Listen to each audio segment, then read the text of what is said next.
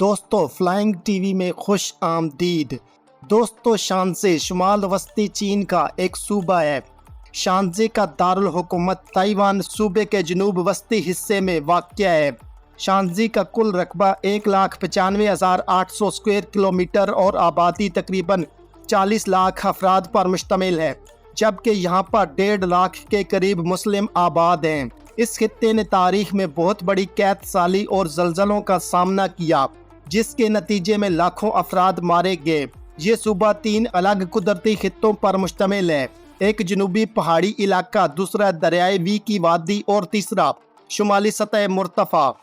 شانزی میں سالانہ اوسط بارش 500 سے 1000 ملی میٹر کے درمیان ہوتی ہے، جو زیادہ تر مئی اور اکتوبر کے درمیان برستی ہے۔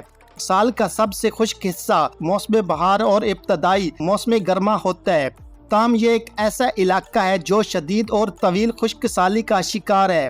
شانزی کا بڑا صنعتی علاقہ دارالحکومت تائیوان کے آس پاس ہے۔ اس علاقے کی بنیادی صنعتوں میں کپاس، ٹیکسٹائل، برقی آلات، انجینئرنگ، لوہے اور سٹیل کی پیداوار شامل ہیں۔ صوبے کے شمالی حصے میں سائیکل، ریڈیو، ٹیلی ویژن، گڑیاں اور ملبوسات شامل ہیں۔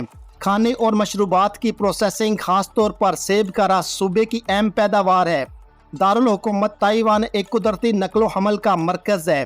شانزی تک پہنچنے والی پہلی ریلوے لائن، جو 20ویں صدی کے اوائل میں ہینان کے صنعتی مراکز کے ذریعے سمندر میں تعمیر کی گئی، یہ عظیم مشرقی اور مغربی ٹریک لائن تھی۔ یہ لائن 1930 کی دہائی میں وادی وی سے ہو کر باؤجی تک پھیلی ہوئی تھی۔ اسی 1940 کی دہائی کے آخر میں دوبارہ تعمیر کیا گیا اور مغرب کی طرف گینسو تک پھیلایا گیا۔ شانزی میں اعلیٰ تعلیم کے 70 سے زائد ادارے ہیں۔ شانزی چین کی تاریخ اور فن کا ایک منفرد مرکز ہے۔ اپنے مشہور پہاڑوں، خوبصورت دریاؤں اور بہت سے ثقافتی اور تاریخی آثار کے ساتھ شانزی چین میں سب سے زیادہ پرکشش اور مقبول سیاحتی مقامات میں سے ایک ہے۔ ان میں سر فہرست تائیوان کے قریب عالمی شہرت یافتہ کن کا مقبرہ ہے، جس میں کن خاندان کے پہلے شہنشاہ کا مقبرہ بھی شامل ہے۔ اسے 1987 میں یونیسکو کے عالمی ثقافتی ورثے میں شامل کیا گیا۔ صوبے میں کئی دیگر قومی سطح کے قدرتی مقامات موجود ہیں۔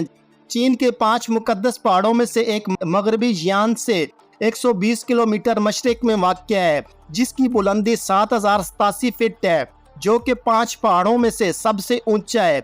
شانزی کے شمالی حصے، خاص طور پر دریائے وی کی وادی، چین کے ابتدائی آباد حصوں میں سے تھی، جبکہ گینسو سے ہینان تک پوری مغربی راہداری کے ساتھ ثقافتی مقامات پھیلے ہوئے ہیں، جو ظاہر کرتے ہیں کہ یہ پہلے سے ہی ایک اہم راستہ تھا۔ 3 صدی قبل از مسیح میں مکمل ہونے والے آبپاشی کے نظام نے تقریباً 4.5 لاکھ ایکڑ کو سیراب کیا۔ 221 قبل از مسیح میں شانزی کن خاندان کا دارالحکومت بنا۔ اپنے زمانے میں یہ دنیا کا سب سے بڑا اور شاندار شہر تھا اور بے پناہ دولت مند تھا، تاہم اس وقت تک آبپاشی کے نظام پر شانزی بنیادی طور پر انحصار کرتا تھا۔ اس کے بعد مٹی کا کٹاؤ اور جنگلات کی کٹائی کے مسائل پیدا ہونا شروع ہو گئے تھے اور علاقے کی پیداواری صلاحیت کم ہو گئی تھی۔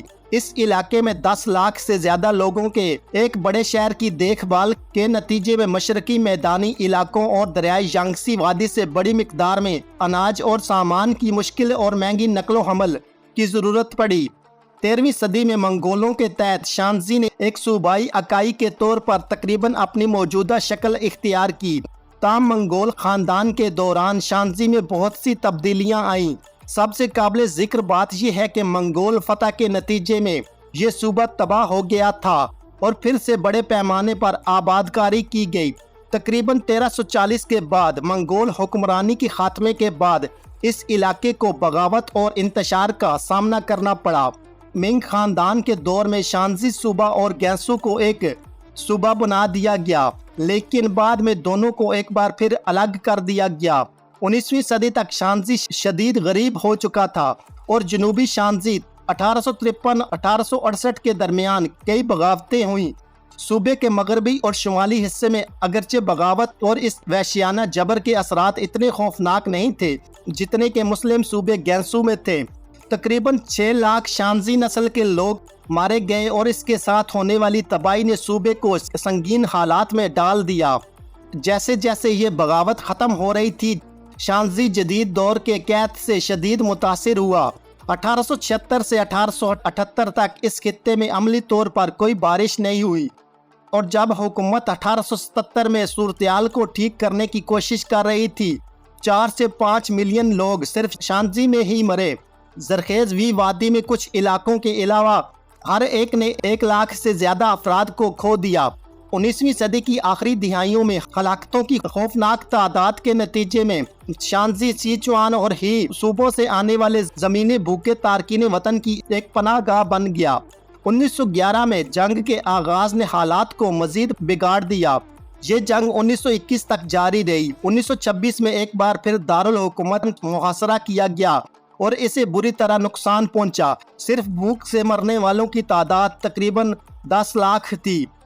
20वीं सदी की इब्तदाई सालों में शांजी को भी वक्तन फवक्तन आने वाले कैद का बुरी तरह सामना करना पड़ा, जो 1915, 1921 और आखिरकार 1928 में आया।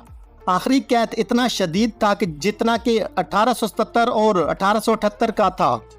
एक अंदाजे के मुताबिक 30 लाख अफराद भूख से मर गए, जिसके बाद वबाई अमराज की लहर ने मरने वालों की तादाद में इजाफा किया। 1936 में इसके बाद एक और सियासी हलचल शुरू हुई, जिससे कम्युनिस्ट फौजों ने जापानियों के खिलाफ अपनी मज़ामती जंग लड़ी थी और जहां से दूसरी जंग अजीम के खात्मे के बाद उन्होंने कामयाबी के साथ तमाम चीन को फतह किया। 17वीं सदी के आखिर तक ये इलाका बहुत कम आबादी वाला था। 1770 की दिहाई में हुई और सिचुआन सूबों में शदीद कैद और फसलों की नाकामी के बाद जनूबी शांजी ने अब खाली अराजी की बड़ी मिकदार के साथ बड़े पैमाने पर तारकीन वतन को यहाँ पर आबाद किया। तारीख के सबसे ज्यादा जलजलों में से एक 23 जनवरी 1556 शांजी के जनूब मशरकी हिस्से में आया, जिसमें एक अंदाजे के मुताबिक 8,30,000 अफराद हलाक हुए। जनूबी पहाड़ी इलाके दरियाए हान के ऊपरी हिस्से की निकासी का इलाका बनाता है। दरियाए हान 2 पहाड़ों के दरमियान बहता है, जो सख्ती तौर पर एक अजीम सिंगल फोर्ट जोन का हिस्सा है। इन पहाड़ों की औसत ऊंचाई 5 से 6,000 फीट तक है। ये वादी वस्ती शांजी में दरियाए वी की वादी से सिचुआन और जनूब मगरिब तक अहम मवासलाती रास्ता बनाती है। दरियाए हान तकरीबन 95 किलोमीटर लंबा और 16 किलोमीटर चौड़ाई में फैला हुआ है, जिसके बाद दरिया पहाड़ों के दरमियान और गहरी घाटियों से गुजरता है। दूसरा बड़ा खित्ता दरियाए वी की वादी है, जो गैसू में अपने हेड वाटर्स से सूबा भर में मगरिब से मशरिक की तरफ बहता है। तीसरा खित्ता शुमाल की तरफ शुमाली शांजी की अजीम बुलंद सतह मुर्तफा है, जो शांजी के मगरिब से शुमाल की तरफ गैसू और निंजिया तक फैला हुआ है। दोस्तों, आज की हमारी ये वीडियो चीन के एक सूबे शांजी के बारे में थी। उम्मीद है कि आपको ये वीडियो पसंद आई होगी। इस वीडियो को अपने दोस्तों के साथ फेसबुक, ट्विटर और व्हाट्सएप पर शेयर करने के अलावा चैनल पर आने वाले सभी दोस्तों से गुजारिश है कि वो यूट्यूब पर हमारा चैनल फ्लाइंग टीवी सब्सक्राइब कर लें और साथ दिया गया घंटी का बटन दबा दें, ताकि आपको हमारी आने वाली तमाम वीडियोस के नोटिफिकेशन मिलते रहें। शुक्रिया।